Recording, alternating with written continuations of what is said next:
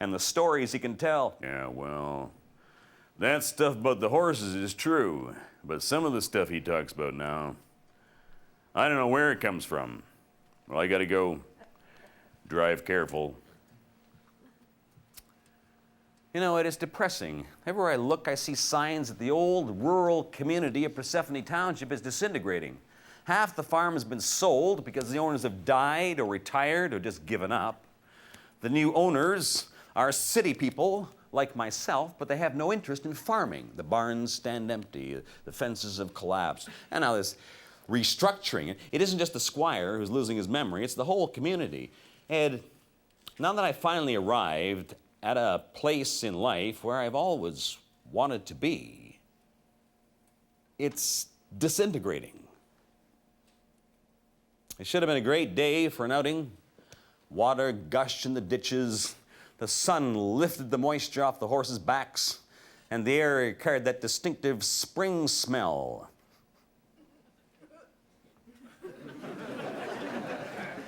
All those little furry things the coyotes have been eating all winter were thawing out. I decided to head upwind.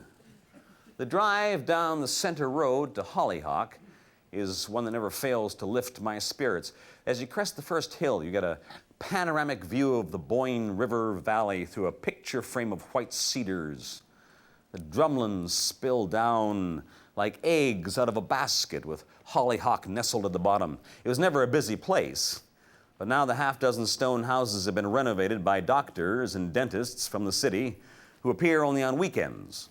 You can say that Hollyhock has fallen on good times.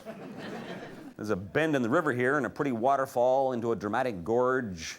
An abandoned stone grist mill stands above it, and the old millstone lies on its side in midstream at the bottom. If these stones could talk, what a history they could tell, eh? Well, why not, Ed? This would be a perfect place to preserve a glimpse of the old rural community. It could be restored as a museum where people could bring their children and grandchildren. And then if the old ways have to die, at least they won't have vanished without a trace. I heard a voice in the driveway behind me. Hi there. It's Walt Wingfield, isn't it? I turned to see Dr. Weingard, a dentist who used to be one of my clients in the city. Oh, hi, Dr. Weingard. I'm sorry, I can't leave the horses. Traded stocks for livestock, have you, Walt? Oh, this is great. I just love horses. Honey, come and see the horses. I wouldn't stand right in front of her. Mortgage pulled her lips back and grabbed the cuff of his sports jacket with her teeth. Oh. Nice horsey. It's good to see you, Dr. Weingard. How's the practice? Oh, you know me. Drilling, filling, and billing. Managed to save enough for a little hobby farm here.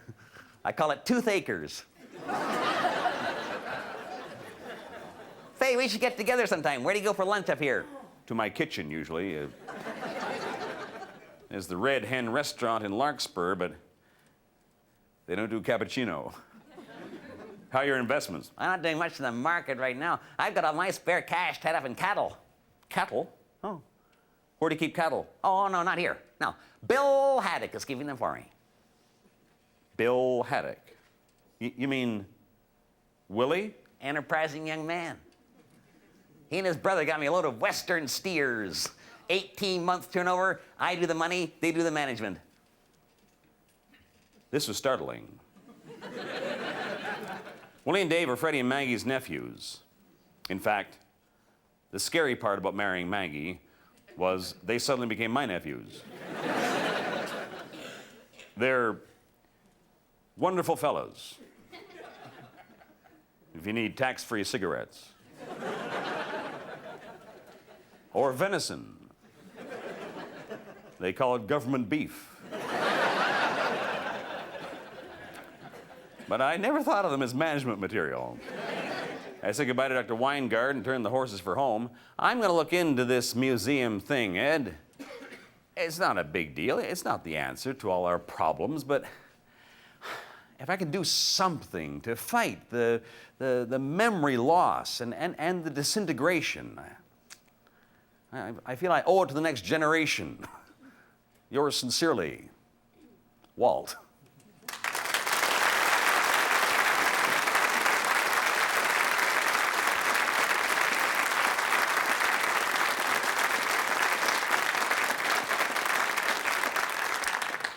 Dear Ed, Maggie is the expert on sheep, and she says we should buy a ram.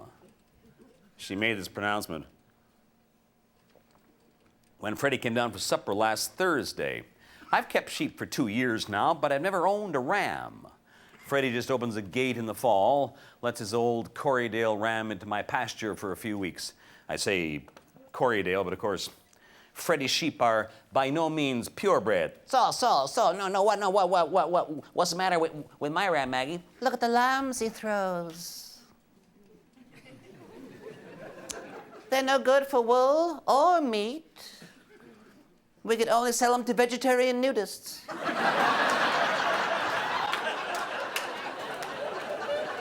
Yeah. Yeah, well, no, I'd be the first to say it. They're not fancy sheep. But by gollies, they're tough.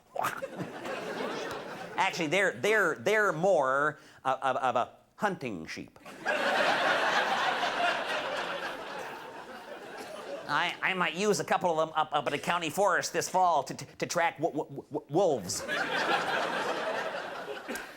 There are some rams listed in the weekly notice for the Pluto sales barn. There's always rams up there, Walt. Yeah, people kind of trade rams to freshen up the gene pool. Don't you worry about disease? Sure I do. But when I'm up there, I use my elbows to open the washroom doors. And I never order anything with gravy on it. You could take the 4x4, Walt. Will a ram fit in there? Rams can be dangerous, Walt.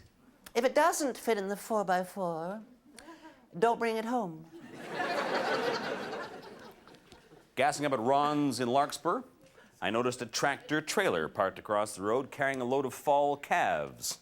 Not the usual scruffy shorthorn crosses from the local pasture farms. These were smooth, fat Limousin calves from the west. A lot of them. I know just enough about cattle to know I couldn't afford 6 of these, let alone 100. Around the corner of the trailer came Willie and Dave. Want to buy some cattle? Uncle Walt? We can get you into the special family rate. Aren't they pretty? Certainly are. Must be worth a lot of money. Yeah, they'll sure raise the standards around home. Oh, of course. These must be the ones you got for Dr. Weingard. Yeah, some of these would be his, too. Say, Walt, we were looking at the Chicago price for these guys on your computer. How would you get into the futures market if you want to make a trade? I've been introducing Willie and Dave to the fundamentals of the market via my computer. Well, we could look at that together someday. You have to have a password. A password? Oh, a password. Come on, Willie. Let's keep these dogies moving. Rolling, rolling, rolling, right.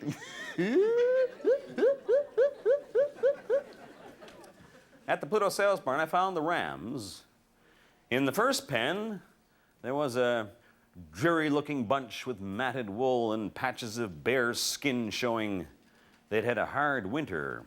In the next pen, all by himself, there was a very tall, noble-looking Oxford ram, all freshly clipped to show off his muscles. He looked like an aging golf pro in long underwear. He'd probably bring a high price, but it was worth a try. I watched the auction until I brought out the rams. The first 5 sold for about $50 each. Then they brought in the Oxford. The auctioneer started the bidding at $25, and I stuck up my hand, bracing for a fight, up to $200. 25, 25, you're 30, $30 bid, 30 bid, 30 bid, 30 bid, 30, $30 bid, 30 bid, 30, sold for $25. What is your number, sir? I was amazed. I hurried down to see if there was something wrong with him. He walked without a limp. His eyes were clear. He wasn't coughing. Past that, you couldn't really tell. He was big. Very big. But he didn't look dangerous.